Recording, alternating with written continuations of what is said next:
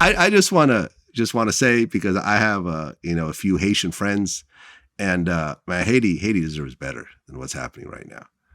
I mean, their president was assassinated, and then someone shot up the funeral. They really need better. That country really could use a great leader right about now. I'm busy right now. I just can't do it. Yeah. Yeah. You don't want to be president of Haiti right now? No. You gonna turn it down? I got to pass on that. Well, I mean, Wyclef ran for president. I heard that. Yeah, I interviewed him about it. Yeah. In fact, his group mate Praz actually backed the other guy who beat him. Mm-hmm. Right. Mm-hmm. But that didn't work out too well either, from what I understand. Right. You know what I mean? But like Haiti, have you ever been? No. I haven't. I've been to DR, which I guess is on the same island. Mm-hmm. Right. But man, like, it's just sad to see a country that I admire and the people that I admire just go through this level of nonsense. Are you talking about the United States, or are you talking about Haiti? Haiti itself. There's no dig for the United States. Like, who the hell are we the last 4 years? Well, we went through some dumbass shit. But no one got killed. Or did they not? Well, the president didn't get killed. No, well, yeah, the president didn't get killed. I mean, we haven't had a lot of people died. A lot of people as a result of. Well, okay, I can see where you're going with this. Yeah. I can see where you're going with this. Reparations. Mm.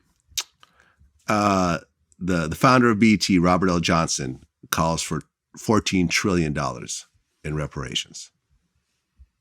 Now, you actually, you sent me a note recently saying that you were pro reparations also, and you have your own way to fix it. To me, it's simple. The original sin, the biggest sin about, since emancipation, is there's the 40 acres and a mule thing, right? Mm-hmm. That never got, never happened. But the redlining, that aspect of when Black people were not allowed to own homes, that's one of the biggest scourges of the United States. That's something that could be repaired just by giving land. Not asking for money, give land. That is the single thing that has accounted for wealth in this country. Because when you own land, you can get loans against that land. So if you start thinking about all the money that has been incurred because people were homeowners, they owned land, that was the birthplace, the foundations of starting businesses. That one thing led to the economic gain of the United States. When we were denied that we were denied the possibility of building wealth. Therefore, land. We have land. Give land to the people. To me, don't know. To me, that seems to make a lot of sense. Because if everybody say, there's a lot of land. Mm-hmm.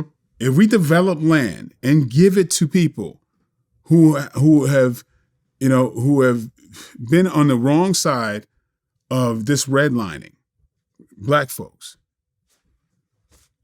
where's the flaw in that? Especially if it's land that you can just continue to develop, and communities that you can develop, and schools and everything else.